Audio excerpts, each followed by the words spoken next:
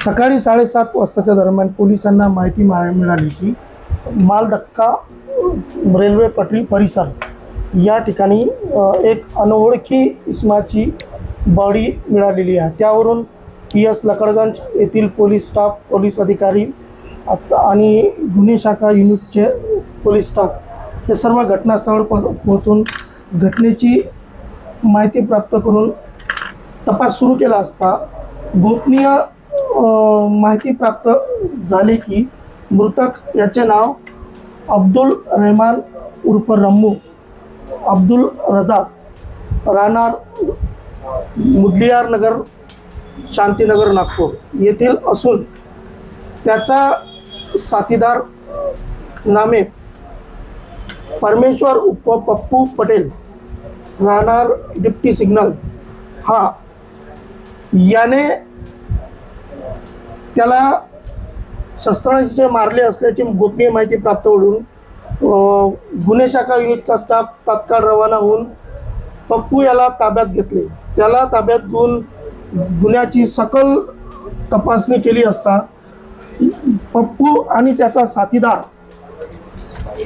राहुल मनोज उईके राहणार deputy signal तसाच एक नाबालिग मुलगा असे तिघांनी मिळून जुन्या वादाच्या कारणावरून तसेच घटनेच्या अगोदरल्या दिवशी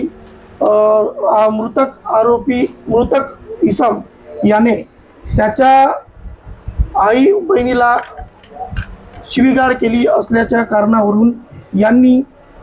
मृतक याला घटनास्थळी येऊन धारदार शस्त्राने त्याचे गळ्यावर पाठीवर वार करून जीवानाशी ठार मारले असल्याचे निष्पन्न झाले आहे। यातील मृतक इसम आहे याच्यावर यापूर्वी घरफोडीचे रॉबरीचे गुन्हे दाखल आहे। तसेच यातील आरोपी इसम आहे आरोपी क्रमांक 1 परमेश्वर उर्फ पप्पू पटेल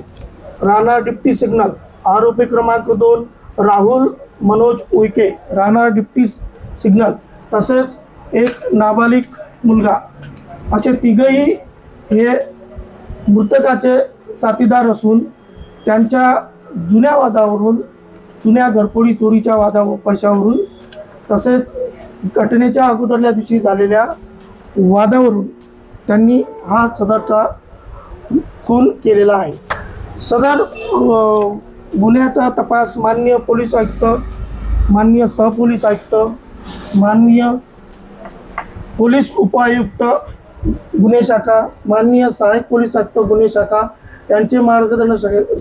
मार्गदर्शनाखाली गुन्हे शाखा युनिट क्रमांक 3 चे